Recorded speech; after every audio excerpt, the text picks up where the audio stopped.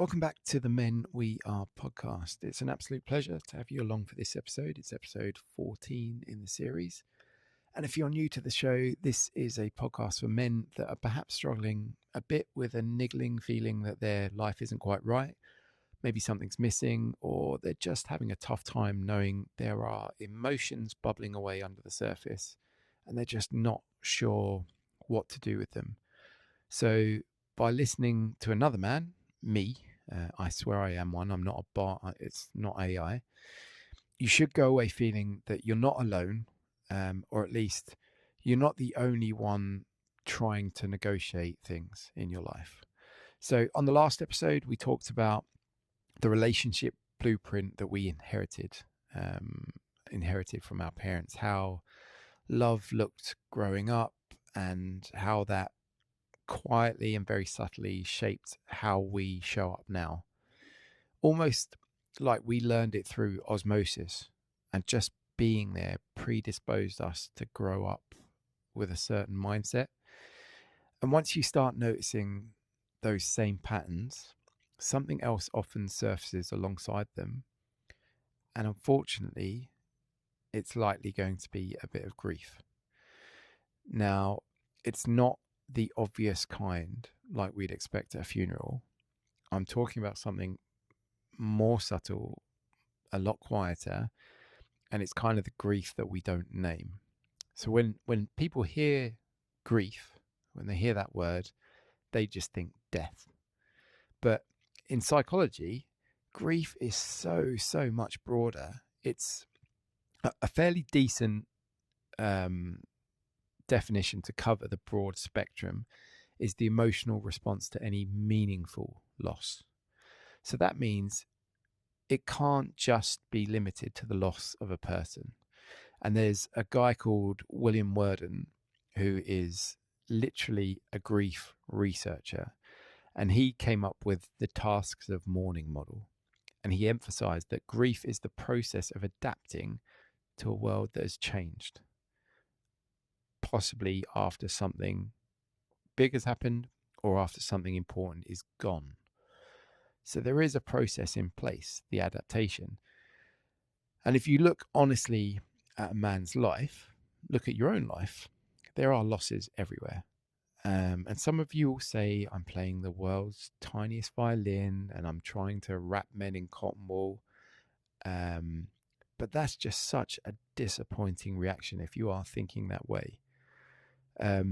Think of it as it's more like death by 1,000 cuts, where, you know, those men that maybe let go of dreams to be responsible, they buried some of their emotions to stay strong, emotionally tried to live up to society's expectations of playing a role for years and years, which meant they were just surviving instead of actually feeling.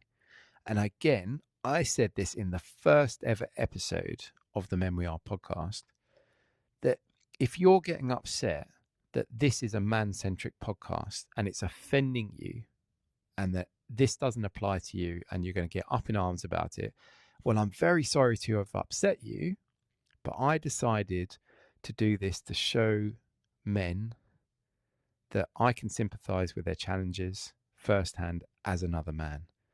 So I suggest you go away, come up with something that helps the community that you think you're part of. This is about health and growth and nothing more than that. And that's where I'm going to leave it there before I start a rant. So the losses, these losses that we experience that give us this grief, they weren't visible or socially recognized. They fall into what psychologist Kenneth Doka called disenfranchised grief. And it's grief that isn't openly acknowledged. It's not validated. Sometimes it's not supported at all.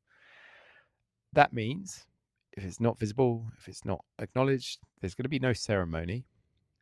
And in turn, if there's no recognition, it's not being spoken about, it's not going to disappear. It's going to find a comfy spot somewhere in the back of your mind and it's going to bed in. Now, it's always important to give context. So something that I grieve, there was a point a few years ago when I had to decide if I was picking responsibility or sticking to just doing whatever I wanted to do.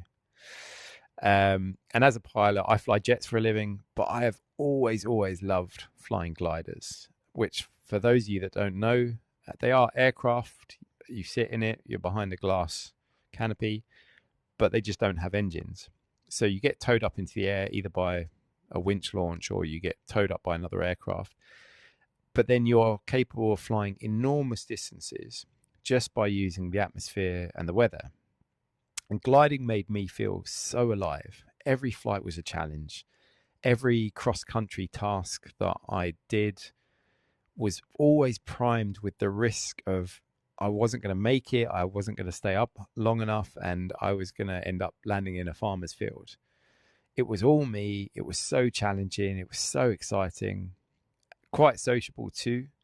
But having children meant disappearing to an airfield all day at a weekend was just not on the cards. And in a fairly short space of time, once a week became once a month, became not at all. And I had quietly said goodbye to a really important part of myself, almost without realizing. And the reason it was important was it wasn't the act of flying the airplane. It was the challenge. It was the pushing my boundaries. It made me feel alive. And I'm sure that story is the same for some of you. Maybe you're not playing Sunday league football anymore. There are things that you don't do anymore that you had to give up. You have no outlet to enjoy some time with the lads, that sort of thing. So hopefully that gives you a bit of context. So at some point, usually early on, you started becoming who you needed to be. And this is who you needed to be to fit the situation because you felt that role made you more acceptable. You might have been the calm one. You might have become the funny one, the strong one, the responsible one in that case. You might have been all of them at once and tried to be a comedian based on changing situations and groups. But whatever, you were playing a role and you were forming an identity. Psychologist James Marcia described identity as something we form by committing to certain roles and paths. And that makes just so much sense to me. But every identity we commit to, if we're committing to certain roles and paths, it means we're committing to not following other paths. So every role we step into, it is also a set of doors that we closed. So maybe previously you were more sensitive, but you learned to toughen up. Maybe you were more creative, but you learned that practicality mattered more. But maybe you needed more reassurance, but you learned not to ask. So family system theory calls this role adaptation, and children unconsciously do this to shape themselves, to stabilize their environment. It basically helps them to survive. And if you were doing that and closing doors, parts of your personality got left behind, which to me means somewhere inside there is a younger you who therefore never got to fully exist because their existence came to an end. That is a loss. And even if you say it out loud, it's a loss. And hopefully, that's made you actually think that, like maybe you're thinking it now. But like there are moments in life where things end and you maybe don't even clock it. You don't even realize it, but somewhere underneath in the depths, you are grieving it. So it could be something really literal, like hugging your child for the last time, because you don't know that when you hug a 14-year-old, they won't come looking for a hug again. And when they do, the child is gone and replaced with an adult.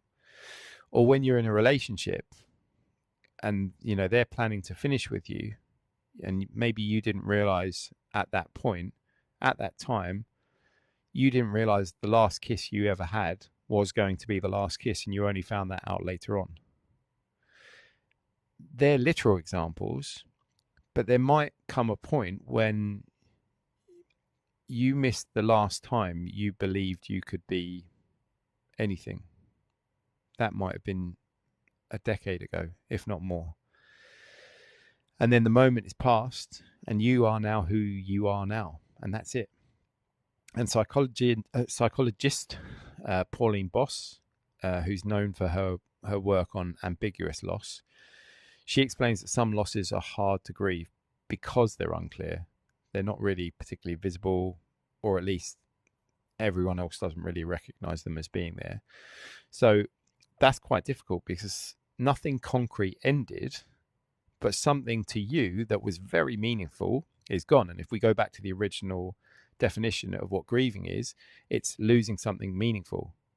So nothing concrete ended, like people couldn't see that you lost your job or something, but something meaningful to you is gone, which to me makes the last example make more sense, of the last time you believed you could be anything. You don't realize that happened until later on.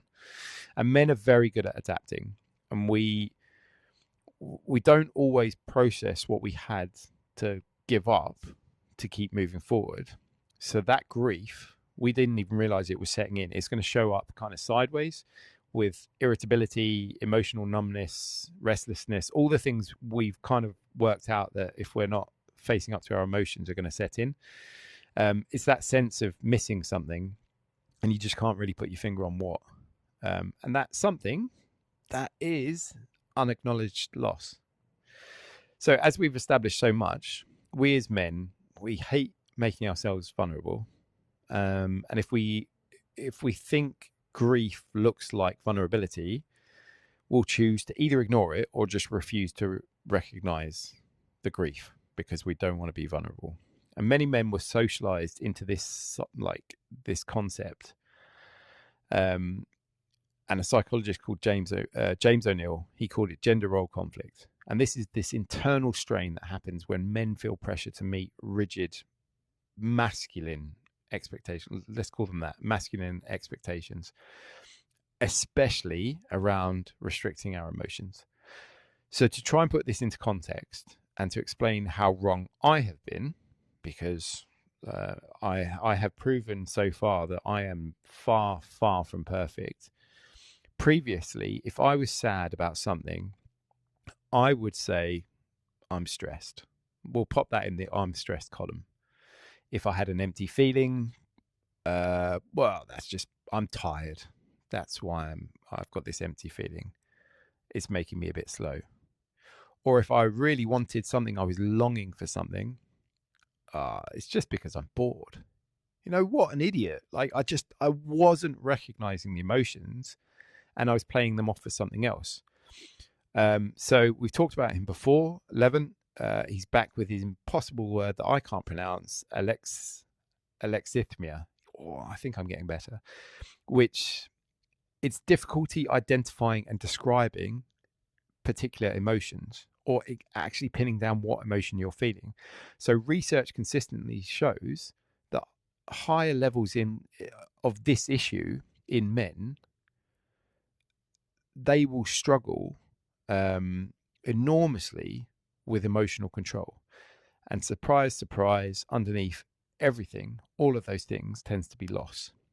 So it's, you know, the life you thought you'd have, or the connections that you just never really quite felt, or the version of yourself you had to outgrow too quickly. And sometimes as men, when it comes to the emotional stuff, we can be a bit rudderless, certainly needing a bit more direction. So since no one ever said, you're allowed to grieve that, that's perfectly okay, we just never did because no one told us we could. And I hope by now you're really starting to clue into the fact that if we don't face our emotions, or worse, if we try to compartmentalize them, ignore them, act like they don't exist, they're not going anywhere. They don't vanish. Like, the things you truly grieve, they don't vanish just because you attempted to act like they're not there. And this has been proven time and time again. And if you want a definitive pathway, if you want to go and look at the research, take a look at Acceptance and Commitment Therapy by Stephen Hayes. And it's almost funny because it's often shorted to ACT or ACT, because we're trying to get people to act. It talks about experiential avoidance, where you're attempting to escape unwanted internal experiences. The more we avoid feelings like grief, the more rigid and emotionally cut off we become. It's this vicious cycle. And you're building an armor, and it means you get more distant, more task orientated, and certainly you're going to become less emotionally available. And if you're less emotionally available, your relationship's not going to be as good. And it's not because you don't care, but there's a level of fear. You're just scared, and there's no harm in that. And yeah, it is okay to be scared if you don't know what's coming. You're uncertain. What you're scared with in this circumstance is you don't know what you're going to do with the sadness if you face your emotions. And I've already spoken about this on previous episodes, but I went through a period where I was basically an 8-armed bricklayer. I had some things I was contending with that were taking all of my emotional bandwidth. But because I was such an ignoramus and had the emotional maturity of a stink bomb, I didn't know that was happening. All I knew was if I kept myself busy and I packed the day out, I didn't effectively give my brain a chance to go idle. I'd stay ahead of that emotional wave. I don't think I was doing it on purpose, but now I look back at it, if I've meditated on it, if I've really thought it through, that's what I was doing. And I was so wrong. And that lack of ambition to face down my emotions and those hard truths, it ultimately cost me more. And the individual situation is actually fairly irrelevant, because actually it was a whole horde of things. But the point is, I was stupid thinking the problems would just figure themselves out. So, I found myself walking around with this heavy feeling, and I think a lot of men do the same. And the issue is that when you're walking around with this heavy feeling, you think, oh, that's just what it is to be an adult. And with unprocessed loss, the weight's not going to go away just because you ignored it. And as is familiar, but specific to grief psychology, avoided grief often resurfaces indirectly as something else through your mood changes, irritability, emotional shutdown, or just this persistent sense of emptiness. And if that's going on for you, you're not being weak. That is something inside. It's a bell ringing saying, acknowledge me, I'm here. You have to acknowledge me. And I said acknowledged, I didn't say fixed. When as men, we seem to be wired to fix things. And we even seek out opportunities to fix things. If we talk to our mates, we half expect our mates to say, oh yeah, I know a lad on the London road, he'll sort that for you. But you can't solve grief. The issue with grief is it needs to be felt in order for the next part of the process to get going. So one task of mourning is experiencing the pain of that loss, not bypassing it. So it's all part of the process. So if you feel the grief, it doesn't mean you're broken. It means you cared, something mattered, and those things that you're grieving, you're truly grieving, they had weight. And avoiding grief doesn't make you strong by any stretch. So put that out of your head. It just delays the moment it becomes. To reframe this might help you to see it better, but it's better to feel that grief and take a gut punch, just one swift smack in the stomach. It is going to hurt. It's going to suck for a bit, and you're not going to be particularly happy about it. But if you don't take the punch, the grief is still giving you those body shots. And they're more subtle. So you're still getting hit, but they're not massive shots. So you just kind of have this continuous background pain, and you're acclimatizing to it, and you're finding a way to get by with this kind of chronic pain. But the damage continues to be done. And eventually it's going to become too much. So instead of facing down your grief, taking the gut punch and just saying, right, I felt it now, let's go somewhere from here. You suffered for longer. Perhaps you still haven't processed the grief, so you definitely haven't improved. So when grief is finally given space, something is going to shift. You're not going to fall apart, but you might start to soften a little bit. And any research you look at on emotional processing shows that allowing difficult emotions to be felt, it actually reduces their intensity over time, and it increases our emotional flexibility. So you become less reactive. And the really important one for me personally is you'll become more present. And if I'm feeling my emotions more, I'm just so much more aware of what's happening in my life. Why am I feeling the way I feel? And it gives me a greater appreciation for things, for anything, interactions, for the things I have. It doesn't really matter. Just being present is so much more important. But as ever, we need to go away thinking about what this means to us as men and how we cope. And like, what do you do to try and stay ahead of the emotions and stop them slowing you down? You overwork, you drink, you scroll on your phone, you avoid difficult conversations. And these are all just classic forms of emotional avoidance. So this week, all I want you to do is just notice. You're not trying to fix anything or everything. You're not doing a full-scale analysis of what the situation is. You're just noticing. Like, how do I feel? What am I thinking? Where's the heaviness? Where is it in my body that I can't really explain? What triggers it? What part of my life feels like disappointment? If you want to go for a big one, did I leave behind a version of myself to become who I am now? None of those questions are going to solve the problems, but you just allow the possibility that, what you're carrying is grief, and perhaps sitting with discomfort instead of escaping it could be the absolute healthiest thing you can do. Because you're not going to fix yourself overnight. You're not going to wash away all the things that make you feel empty or sad. But you can start to change overnight. You can start to improve immediately. You can start to grow. And it's all going to start with being able to stay in the feeling long enough to understand it.